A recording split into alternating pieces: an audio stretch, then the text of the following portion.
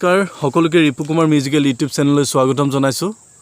আজি গীতেৰে কথাৰে নহয় এটি ব্যতিক্ৰমী ব্লগ লৈ আহিছোঁ আপোনালোকলৈ।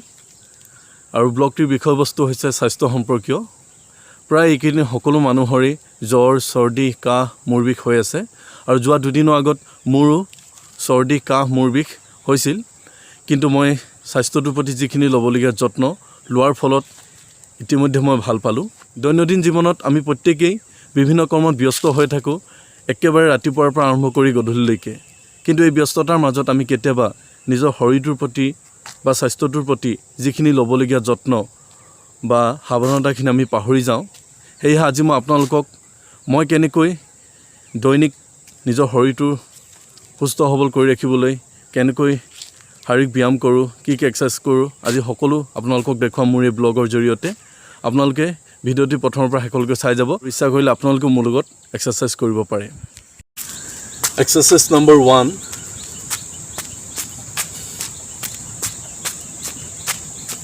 আৰু এক্সাৰচাইজ কৰি থকাৰ সময়ত নাকেৰে দীঘলকৈ উশাহ নিশাহটো ল'ব লাগে। তাৰ ফলত কি হয়, যদি আপোনাৰ পানী লাগি আছে নাকেৰে সেই পানী ওলাই পৰে।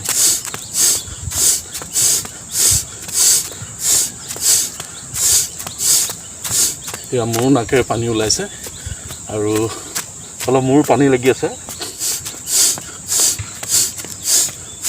নাকেৰে দীঘলকৈ উশাহ নিশাহ লোৱাৰ ফলত কি হয়, নাকত যদি পানী লাগি থাকে আপোনাৰ পানীবোৰ ওলাই আহে। এক্সাৰচাইজ নম্বৰ 2, সমানে সমানে ভৰি দুটাৰ লগতে হাত দুখনো পাছলৈ কৰিব।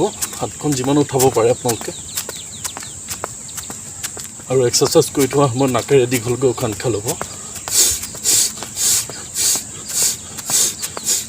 আৰু কেতিয়াবা কি হয়, ডিঙিত যদি আপোনালোকৰ কফ লাগি থাকিলেও আচলতে ওলাই আহে।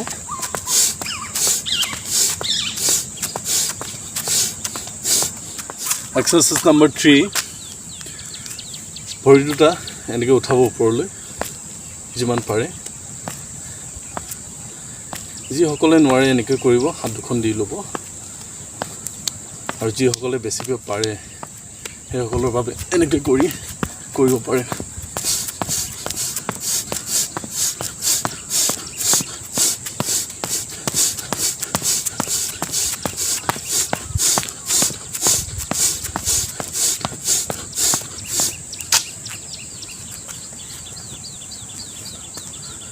এক্সাৰচাইজ নম্বৰ 4, দুটা ভৰি উচলি আনিব এনেকৈ।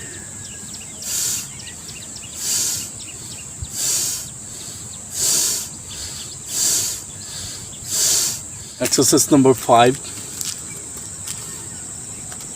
প্ৰথমে ভৰি দুটা মেলিব যিমান পাৰে আৰু হাত দুখন এনেকৈ মাজত ৰাখি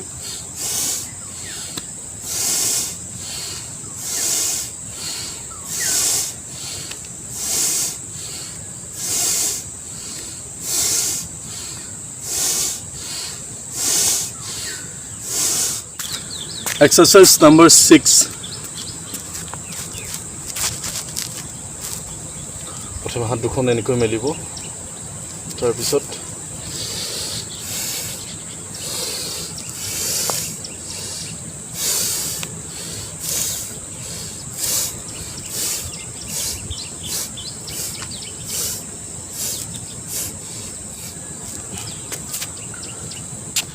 এক্সাৰচাইজ নম্বৰ 7,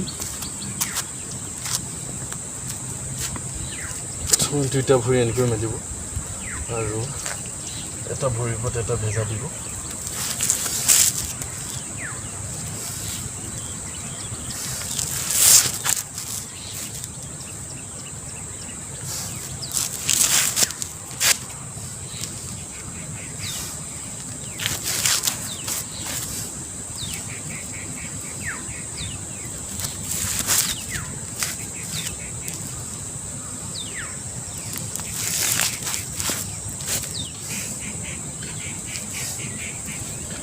আৰু এইটো এক্সাৰচাইজ একচুৱেলি আপোনালোকে দিগদাৰ পালে এনেকৈও কৰিব পাৰে।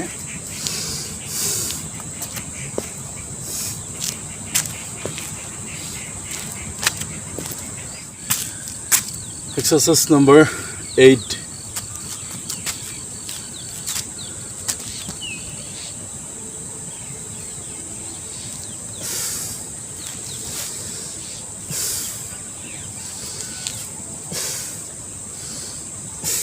হাতখন কাণত লগাই আচলতে তললৈ হাউলিব লাগে যিমান পাৰি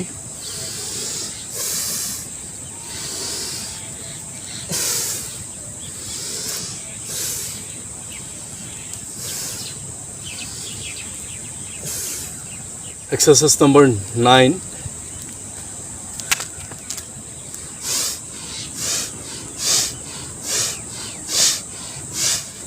বাহতে হু ভৰিক খুহাতে বাহ ভৰিক চুব লাগে লগতে উশাহ নিশাহ দীঘলকৈ লৈ থাকিব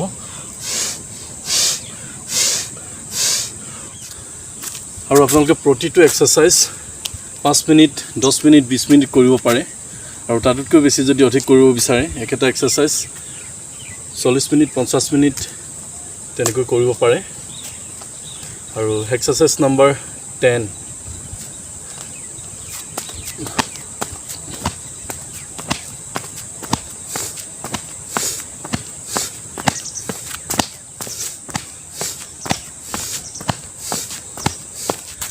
এই দুটা এক্সাৰসাইজ কৰাৰ পাছত মই স্কিপিং কৰোঁ তিনটা step first step forward skipping মই আপোনালোকক দেখাম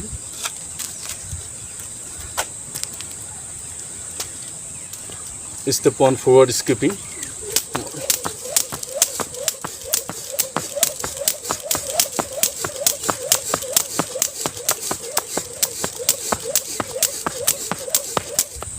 Step number 2 backward skipping.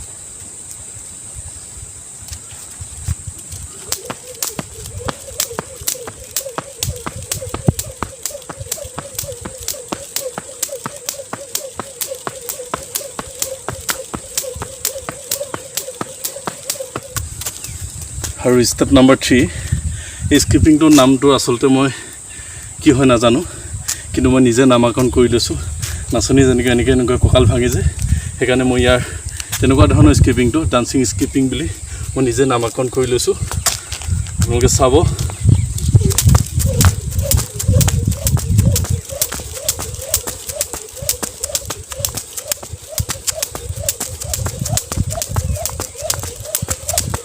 Exercise কৰাৰ পাছতহে মই দৌৰিবলৈ যাওঁ আধা ঘণ্টা বা 1 ঘণ্টা আৰু কেতিয়াবা সময় পালে দৌৰি অহাৰ পাছত যোগা বা প্ৰাণায়াম কৰোঁ স্বাস্থ্য সম্পৰ্কীয় পৰামৰ্শ আগবঢ়াবলৈ মই আসলতে কোনো চিকিৎসক বা শৰীৰ চৰ্চাবিদ নহয় তথাপিও আপোনালোকক মই দৈনিক নিজকে সুস্থ সবল কৰি ৰাখিবলৈ মই কেনেকৈ কি শাৰীৰিক ব্যায়াম কৰোঁ আজি সকলোবোৰ মোৰ এই ব্লগৰ জৰিয়তে আপোনালোকক দেখুৱালোঁ যদি মোৰ এই ভিডিঅ'টি ভাল লাগিলে আপোনালোকে লাইক কৰিব কমেণ্ট কৰিব আৰু শ্বেয়াৰ কৰিব লগতে মোৰ এই চেনেলটি সাবস্ক্ৰাইব কৰিবলৈ নাপাহৰিব মোৰ আহিবলগীয়া ভিডিঅ'সমূহ পাই থাকিবলৈ সকলোৱে অৱগত ইতিমধ্যে অসমতো কৰোনা মহামাৰীৰ তৃতীয় ঢৌ ব্যাপক ৰূপত প্ৰভাৱ পৰিছে সেইবুলি আপোনালোকে ভয় নাখাব এই কৰোনা মহামাৰীৰ পৰা হাত সাৰিবলৈ বা পৰিত্ৰাণ পাবলৈ আমি সকলোৱে সজাগ সচেতন হ'ব লাগিব লগতে সাৱধানতাসমূহ অৱলম্বন কৰিব লাগিব ভিটামিনযুক্ত প্ৰটিনযুক্ত সেউজীয়া শাক-পাচলি খাওক ফলমূল খাওক লগতে দৈনিক শাৰীৰিক ব্যায়াম কৰক সকলোৱে সুস্থ থাকক